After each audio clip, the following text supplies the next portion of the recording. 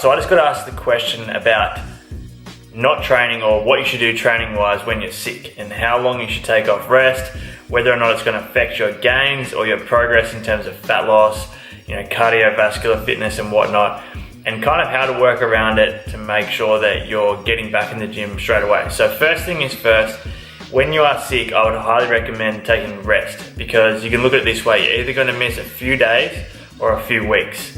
And if you're not missing a few weeks, you're going to have a few weeks of inconsistent training and not going to be training optimally. Whereas if you take those few days off, the chances of getting better are a lot higher.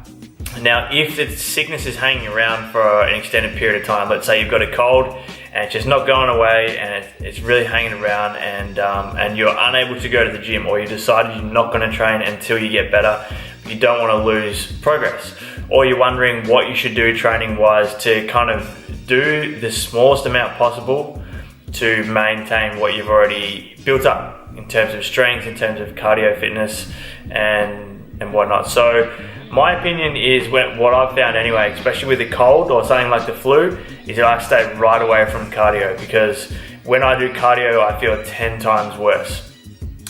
On the other hand, you also want to stay away from extremely heavy lifting, because and especially on big movements such as deadlifts and squats, that are going to be really frying and kind of fatiguing your central nervous system. Because you got to think, when your immune system is down and your central nervous system is down, you obviously don't want to put it even further down by doing things like deadlifts and squats, because that's going to take even longer for you to recover.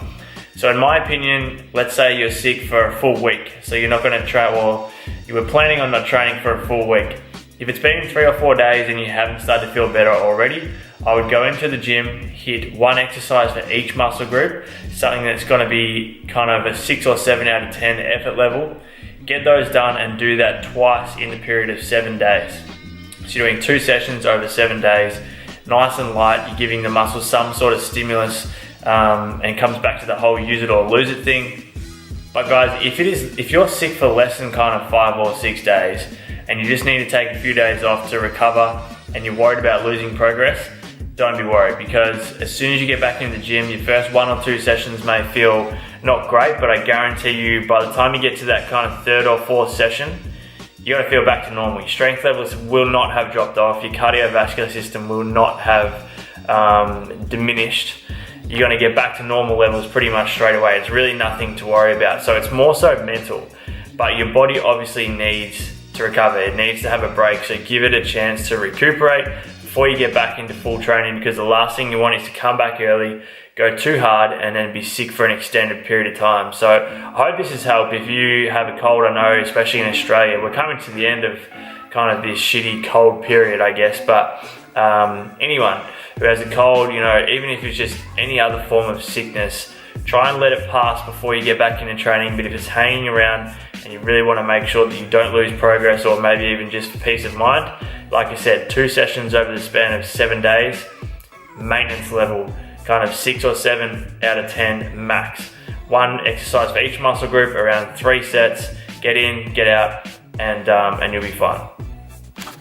Having bed hair in the middle of the day when you're meant to be doing work, but you're in prep, so you decide to go to sleep instead. So I've just sat down for meal 3 of the day. I've got 100 grams of chicken breast, 2 Laughing Cow cheeses, 30 grams of peanut butter, some beans, broccolini, there's some broccoli in there as well. Got my Coke Zero. I'm only having 1 of these a day, if that at the moment, especially throughout peak week, just so I don't bloat. Trying to keep artificial sweeteners down as well. As I mentioned in yesterday's video, I'm watching a video from this month's subscription to monthly applications of strength and sport. So this video today is on programming, so periodization, structuring a program, and exercise selection and all that stuff. So I'm sitting down to watch this before I head back into work for the day. Got a few more clients, and then I'm going to do part 2 of today's training session.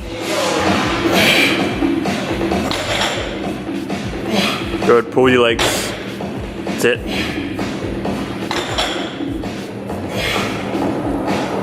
Heels into the ground. Good. Nice.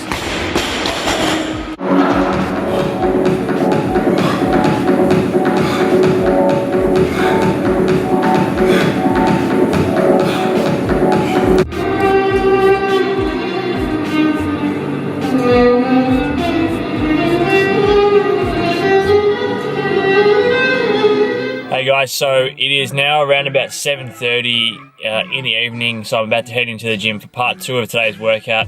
This morning, which I didn't film, was chest, and I did 2 tricep exercises. I'm going to head in tonight and finish off the session, which was upper body push. So I'll be doing delts, and I'm going to do another 2 or 3 tricep movements and maybe some biceps. I've got a travel day tomorrow and a lot of work in the morning, so I'm not too sure how I'm going to fit in my session.